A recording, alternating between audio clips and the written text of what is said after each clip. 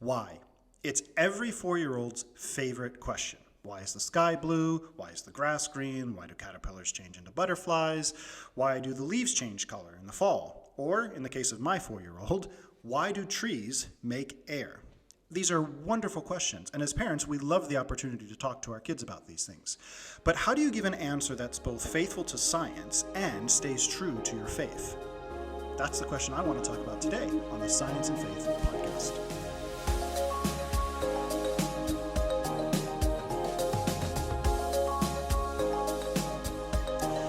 As a parent who's transitioned from being a young earth creationist to fully embracing evolutionary science, at first I struggled with trying to give my kids good answers to their questions. On the one hand, I was perfectly fine saying things like, because that's the way God made it.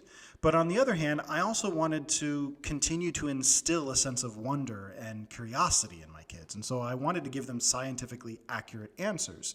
And I didn't really know how to do both. How do you explain to your kid why grass is green or why the leaves change in the fall? From a scientific perspective, that's still faithful to our Christian faith.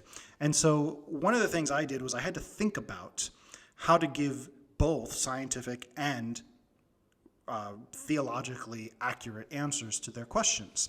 And so what I want to do today is I want to just talk about 3 things that you can do to talk to your kids about science and faith in answering their questions. So the first thing that's really important is it's okay to give a theological, non-scientific answer to your kids. So when your kids ask questions like, why do caterpillars turn into butterflies? And why is the sky blue? Why do trees make air?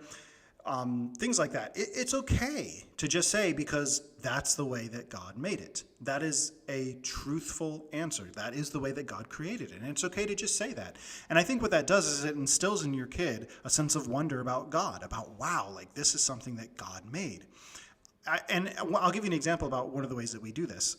So my wife is an artist, and she likes to make things.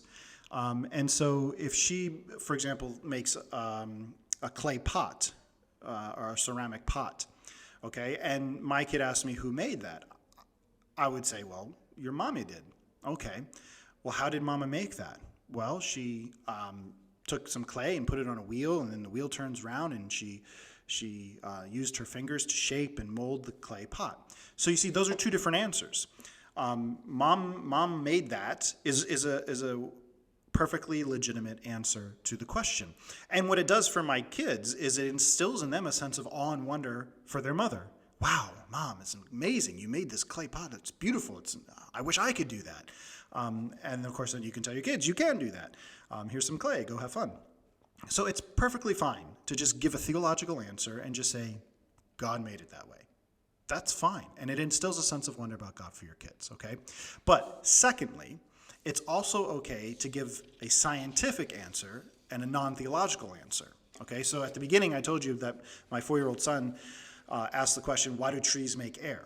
Now, I could just give a simple theological answer and say, well, because God made trees to do that. And that would be a true answer to that question.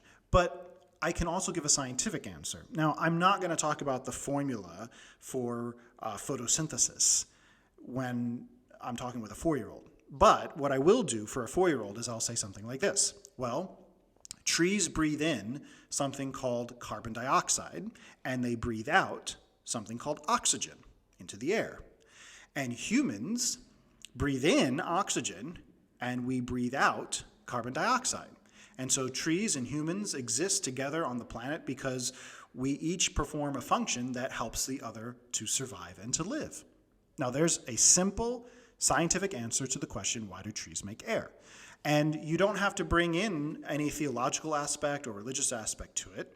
You can just give a simple explanation of a scientific process at an age-appropriate level. Now, if you have teenagers or older kids, 9, 10 years old, you can go a little bit more into detail if you want, but keep it age-appropriate and just keep it basic and simple. And what that does is later on down the road is when they're curious, they know that they can go looking for the scientific answer, okay? So if we only give the theological answer, God made it that way, it kind of encourages our kids not to be curious about how things actually work.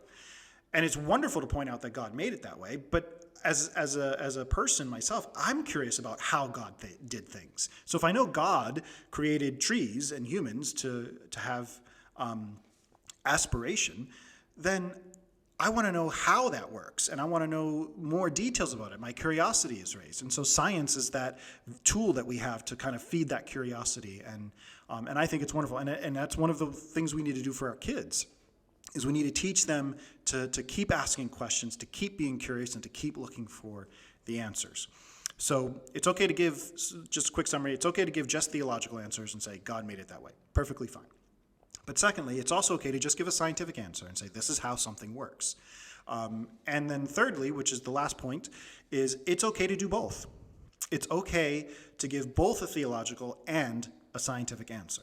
And so one of the ways that we can do that is when we talk about something like evolution. So right now, my son is 8 years old, and he's learning about evolutionary science, about how plants and animals evolved over a long period of time. And so his questions are a little bit more sophisticated than when he was 4. And so he asked me questions like, how are humans and apes related? And he'll ask me that question. He'll say, so are apes like humans? And did we evolve from humans? And so I'll say, well, this is what happened. God had a plan to develop life on Earth. And the way he developed that plan was that over time, slowly, life would unfold gradually until eventually there was a common ancestor between humans and apes. And the humans evolved from that common ancestor into what we know today as Homo sapiens. And the apes branched off and they developed into what we know today as apes. And so no, humans did not evolve from apes, but we do share a common ancestor. And so I give an example. I say, now, are you your cousin Joseph? Does he have the same mama and papa as you do? And he says, no, you're my mama and papa, and cousin Joseph, Uncle Jason is his papa, and Hannavette, and I was like, that's right. And so it's kind of like that. So we're not that closely related to apes in terms of like being cousins, but when you look at the evolutionary tree, it looks like that. We have a common ancestor that goes back to some point, which is grandma and grandpa, and from grandma and grandpa we have Mom and Papa, and we have Uncle Jason and Annette, and then we have you, and we have your cousin Joseph. And so there you have kind of a family tree. And you can do that with evolution. We can go back and we can see. And so for him, it opens his mind, and he wonders, wow, that's amazing. And so I tell him, isn't that an incredible thing, the way God has unfolded life over generations and generations and generations, and he loves it. He's like, wow, God's amazing that he did that. But God could have just spoken. He could have just said everything created the way it is, the way we see it right now. Yes, that's true. He could have done that. But he didn't. He chose for some reason, we don't really know why, but he chose to use evolution and long processes of time to develop generation over generation. And so now what I've done is I've given my son an accurate scientific explanation as to how life unfolded and how humans are related to apes, but also given him a theological sense of wonder about the plan of God and how God has laid out this plan and worked this plan out over generations and generations. And so it's a scientific answer about how life unfolds, but it's also a theological answer about the wonder of God and how he is unfolding this narrative of evolution. And so now my son comes away with a bigger, better, more appreciation for who God is, more love for God and how awesome and how wonderful he is at creating. But also he comes away with understanding exactly how evolutionary process works. And so there's no threat between the two. There's no animosity or conflict. It's just a simple explanation that entails both.